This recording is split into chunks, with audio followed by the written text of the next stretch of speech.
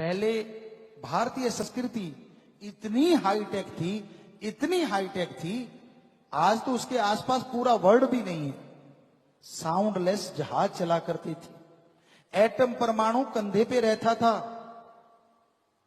और यही नहीं, अगर कोई एटम चला भी देता था तो उसके पास ये ताकत होती थी, जब चाहे एटम को वापस बुला लेता था। आज वालों से अभी तक ऐसा संभव नहीं हुआ। चल गया तो फिर चल गया, छोड़ दिया तो फिर छोड़ दिया। महाभारत में अर्जुन ने वो एटम था, ब्रह्मास्त्र, परमाणु था, चलाने के बाद भी जिसको वापस ले लिया था। ये किस्से कहानियां नहीं है। हमारे कुछ लोग थोड़ा पढ़ लिख जाते हैं, ज्यादा आलिम फाजिल अपने आप को बन जाते हैं और कह देते हैं कि ना तो महाभारत काल हुआ ना रामायण काल हुआ। अरे लानत! यही तो चाहते थे विदेशों से आए लोग कि भारतीय अपनी संस्कृति को भूल जाएं और सारी उम्र हमारे गुलाम बने रहें। इसलिए उन्होंने नालंदा यूनिवर्सिटी में हमारे उन पवित्र ग्रंथों को, हमारी संस्कृति बताने वाले ग्रंथों को जला के राख कर दिया, क्योंकि उनको पता था इनकी संस्कृति तो बड़ी महान है, बहुत ज्यादा आगे है, ये गुलाम नहीं बनेंगे किसी के। अगर संस्कृति ही खत्म कर दें, वो दिव्य पुस्तकें थी जो हमारी संस्कृति का सार, कुछ पहले आने वालों ने, कुछ बाद में आने वालों ने, सब जिन्होंने जाना है, जो जानते उनको पता है, उन पवित्र ग्रंथों को जला के राख कर दिया। और गुलामी धीरे धीरे करके इस संस्कृति में आ गई जिसमें कभी नहीं हुआ करती थी। और यही नहीं, हम खुद मानने लग गए रामायण नहीं होता था, महाभारत काल नहीं होता था। यही तो चाहते थे वो लोग। कैसी है ये आपकी पढ़ाई? कहां पढ़ा आपने? कैसे फील हुआ आपको? अरे हम फकीर हैं, राम का नाम जपते हैं, समाधि में जाते हैं, और हमने वो रामायण काल, महाभारत काल अपनी आंखों से देखा है। इससे बड़ा और क्या प्रैक्टिकल बताएं? और कैसे बताएं कि हमारी संस्कृति रिच थी, रिच बन सकती है अगर आप फिर से अपनी संस्कृति को अपना लें, पाखंडों को छोड़ दें, ढोंग को छोड़ दें। बहुत प्योरिटी थी हमारे धर्मों में। महासाइंस, पवित्र वेदों में बैक्टीरिया, वायरस का जिक्र है, कीटाणु जीवाणु होते हैं, हजारों साल पहले लिखा हुआ है। कैसे इलाज होता है, आईसीयू, ये आज नहीं बना है, रामायण काल में लिखा है। लक्ष्मण जी जब मुर्शिद हो गए थे तो उनके श्वास नाम मात्र चलते थे, लेकिन उस वैद्य ने उन्हीं श्वासों पे उनको कितने दिन तक रख छोड़ा था। वो नेचुरल आईसीयू था, ऐसा नहीं कि जिसमें दम घुट जाए, नहीं, वो ओपन एरिया में था। कैसा था, कैसी साइंस थी? और फिर कौन सी जड़ी बूटी थी जिसको पिलाते ही वो एकदम से आईसीयू से बाहर आ गए और उठ खड़े हुए और युद्ध लड़ने को तैयार हो गए? क्या थी वो शक्ति? ये है हमारी संस्कृति। खोजना है तो उसको खोजो, और आप इनकार कर देते हो, ना जी ये तो फजूल की बात है, ये तो कहानियां हैं। ऐसी कहानियां हैं? 100% राम जी थे, 100% कृष्ण जी थे। वो युग भी था, दोनों युग थे, कोई मानो चाहे ना मानो, लेकिन ये सच था और सच रहेगा। और आप इसलिए नहीं मानते क्योंकि गुलामी बहुत की, इतनी गुलामी आपसे करवाई गई और आपके वो पवित्र ग्रंथ जला दिए गए। बस आपको वही याद है जो गुलामी में आपने सीखा है, सैकड़ों साल की गुलामी। क्यों उस गुलामी की जंजीरें नहीं तोड़ते? क्यों अपनी संस्कृति को छोटा मानते हो आप? अहंकार मत करो। पर जब हमारी संस्कृति इतनी बड़ी रही, पूरी दुनिया को जिसने साइंस सिखाई, पूरी दुनिया को जिसने प्रभु से प्रेम करना सिखाया, वो है हमारी संस्कृति, वो है हमारी भारतीय संस्कृति।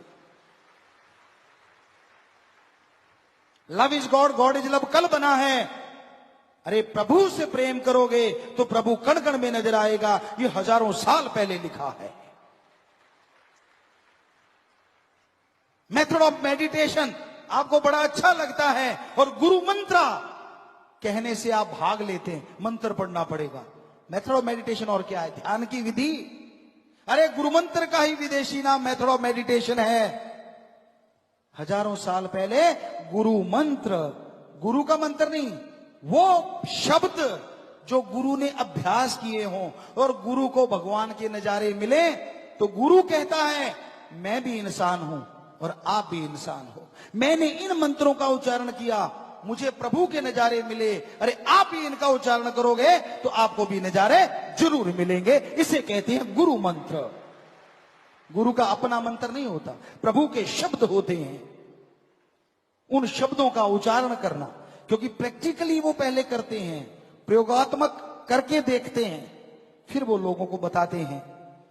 इसलिए गुरु जो अंधकार में ज्ञान का दीपक जला दे और बदले में कुछ भी ना ले, उस गुरु की बात को सुनो और अमल करो, तो यकीनन आपको फायदा होगा, यकीनन आपको खुशियां मिलेंगी। पर आप और चीजों में उलझे रहते हैं।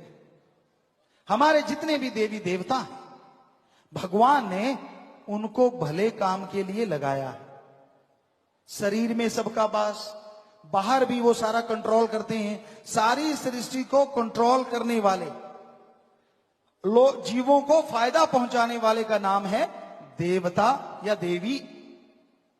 देवी देवता कभी किसी का बुरा नहीं करते, क्योंकि बुरा करने वाले का नाम देवी देवता नहीं, राक्षस कहा जाता है या शैतान कहा जाता है। इसलिए आपने भक्ति करनी है उस ओंकार की, जिसने सारी देव महादेव खंडों ब्रह्मांडों को बनाया है। उस ईश्वर, उस प्रभु की भक्ति कीजिए आप। उसकी भक्ति करने से आपको सच्चा मोक्ष, सच्ची मुक्ति, यानी जीते जी गम दुख दर्द परेशानियों से आजादी मिलेगी और मरणोपरांत आवागमन से मोक्ष मिलेगा। उस प्रभु का, उस मालिक का जाप कीजिए, उसकी भक्ति कीजिए, तभी उसकी दया मेहर, तभी उसकी रहमत के लायक, कृपा के काबिल आप बन पाएंगे। तो आप कभी अपने शरीर के लिए, अपने दिमाग के लिए समय भी लगाया करो। ये नहीं होना चाहिए कि आप सारा दिन भागते रहते हैं, कर्तव्य निर्वाह करते रहते हैं, कोई नहीं रोकता, करो, लेकिन 5-10 मिनट सुबह शाम अपने लिए भी निकालो।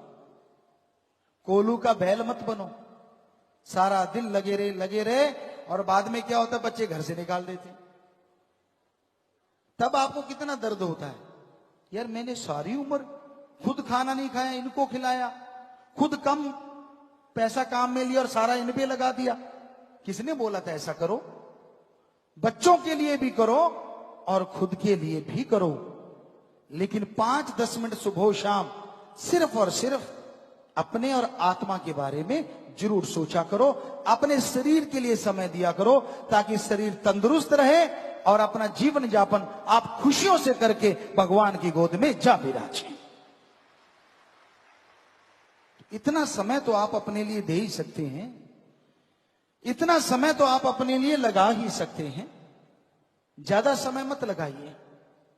तो ध्यान दीजिए हमारी संस्कृति, हमारे पवित्र वेदों, हमारे धर्मों के पवित्र ग्रंथों पे, जिन्होंने हमें सच का राह दिखाया है, सच का पाठ पढ़ाया है, और पूरे हौसले से, दृढ़ इरादों से बढ़ते जाइए इन रास्तों पे।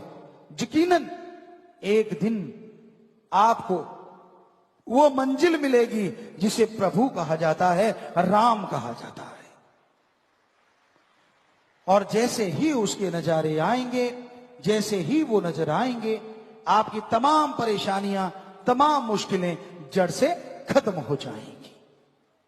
आप बाहर जिन चीजों का इलाज ढूंढते हो, उसका इलाज आप सबके अंदर मौजूद है।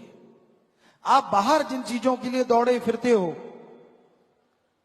अपने अंदर चढ़ाई कीजिए, और वो अंदर की चढ़ाई अगर करना चाहते हो तो वो गुरु मंत्र से ही संभव है, राम के नाम से ही संभव है, और कोई तरीका नहीं जिससे अंदर की चढ़ाई चढ़ा जा सके। तो आप राम का नाम लेते हुए, प्रभु की भक्ति करते हुए जैसे जैसे आगे बढ़ेंगे, वैसे वैसे आपको अलौकिक नजारे नजर आएंगे। जो आपने कभी कल्पना में भी नहीं सोचा, वो आपको आपके अंदर से नजारे मिलेंगे। वो नशा मिलेगा जो आपके गम दुख दर्द चिंताओं को दूर करेगा और मस्ती से आपको माला माल कर देगा।